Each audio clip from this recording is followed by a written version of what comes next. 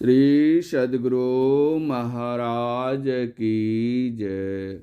संत सद्गुरु महर्षि में परमहंस जी महाराज की शिक्षाप्रद कहानियाँ। श्रुत लेखक महर्षि संत सेवी परमहंस जी महाराज। भारत की विद्या। शरीर बहुत दिनों तक रहने पर भी कभी अवश्य नाश होगा। ऐसी मौत से मरो कि फिर जन्म ना हो। असली मरना यही है। यह शाप नहीं है। यह बहुत कुशल की बात है कि ऐसा मरो कि फिर नहीं मरोगे, पुनः दुख में नहीं आओगे, किंतु ऐसा मरण अपने जीवन में ही हो जाए। पंजाब के स्वामी राम तीर्थ ने कुछ दिन विद्या अध्ययन किया। उसके साथ ही उन्होंने योग साधन भी किया। उनके गुरु बड़े अच्छे थे। कुछ दिनों तक वे प्रोफेसर थे, फिर घर छोड़कर सन्यासी हो गए। वे जापान गए, वहाँ उन्होंने व्याख्यान दिया। वे अपने को राम बादशाह कहा करते थे और पास में एक पैसा भी नहीं रखते थे। वे जापान से अमेरिका गए। जापानी ने अमेरिका तक के जहाज़ का भाड़ा दे दिया था।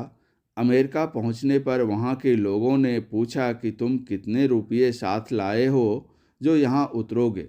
उन्होंने कहा, मेरे पास रुपये नहीं। अमेरिकन ने कहा, तब तुम यहाँ उतर नहीं सकते। उन्होंने कहा, अवश्य उतरूंगा। अमेरिकन ने पूछा, तुम कौन हो? उन्होंने कहा, मैं राम बादशाह हूँ। पुनः अमेरिकन ने पूछा, कौन राम बादशाह जिन्होंने भारत से जापान पहुंचकर व्याख्यान दिया है? उन्होंने कहा, हाँ, वही राम बादशाह। वहाँ के एक और अमेरिकन सज्जन ने कहा कि इन्हें जहाज़ से उतरने दो। ये जब तक अमेरिका में रहेंगे तब तक मैं इनका सब खर्च अपने ऊपर लेता हूँ। राम बादशाह हंसे और बोल उठे, खजाना तो बादशाह के खजांची के पास में रहता है, खुद बादशाह के पास नहीं। उन सज्जनों की ओर बताकर उन्होंने कहा, देखो, ये मेरे खजांची है। वहाँ के लोगों ने कहा कि आप विज्ञापन छपवाकर वितरण कराइए कि लोग आकर आपका व्याख्यान सुने।